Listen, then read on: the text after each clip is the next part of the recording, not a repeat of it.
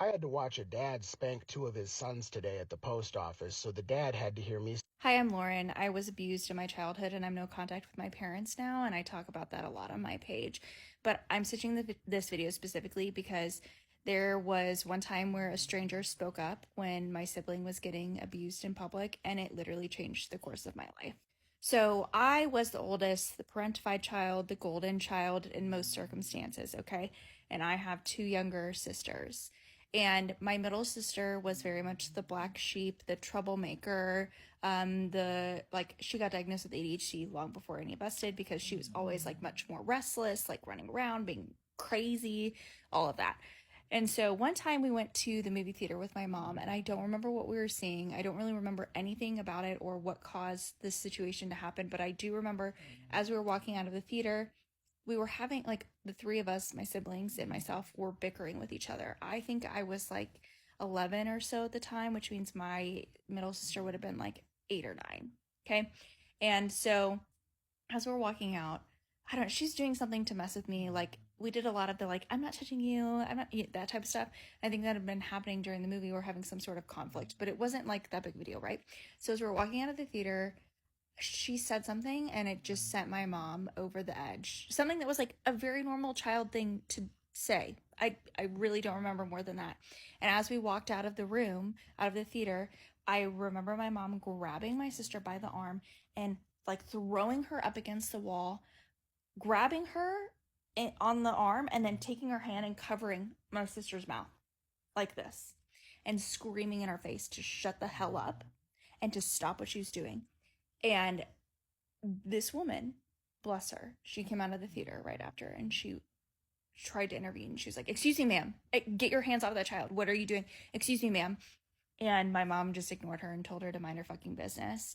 And she, like, the woman wasn't walking away though. The woman was adamant, like, this was not okay behavior, especially in public. And that was the first time for me that I was like, oh, this isn't normal.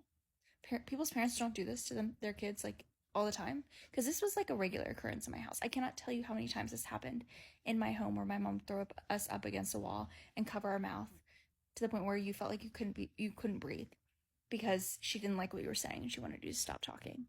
That was a normal occurrence. And that lady was trying to intervene. My mom was not listening. She said, "I'm going to call the cops on you," basically, and started yelling for employees. And my mom screamed, run for the car. And my siblings and I, we didn't know what was happening. We didn't understand the depths of this, obviously, right?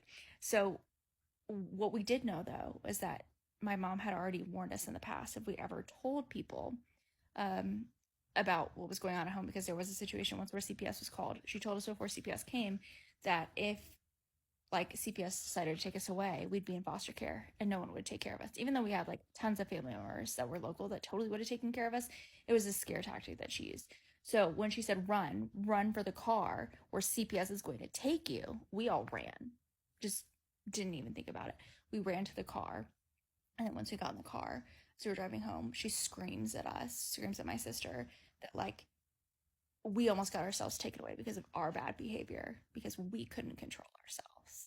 And when I started going to therapy about 3 or 4 years ago, before I'd cut my parents off, I was talking about my experiences in childhood.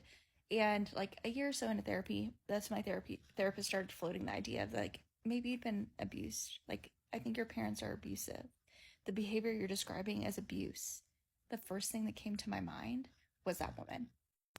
I can still picture her face to this day. That woman, the one woman who tried to stand up for us, the one woman who put her own safety at risk to try to intervene in the way that she knew how.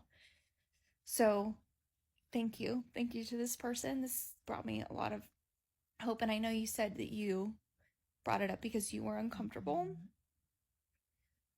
but that you also brought it up to be a data point in these kids' lives, so that if other people bring up that like this behavior isn't normal, it's not healthy, this is abusive behavior, that they would begin to see a pattern of behavior. Because the adult that did that for me, that's exactly what happened. It was that data point for me. It was a data point that really helped the rest of the facade start to crumble.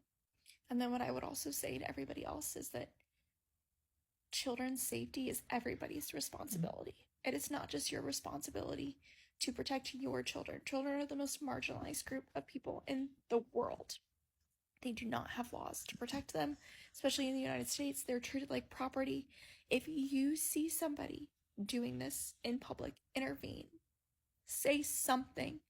Even if not to intervene in that moment to get that kid to safety, because we all know the foster care system, CPS, like, it's also not great for kids. But something so that in adulthood, these kids have a memory that will resurface that this is not normal.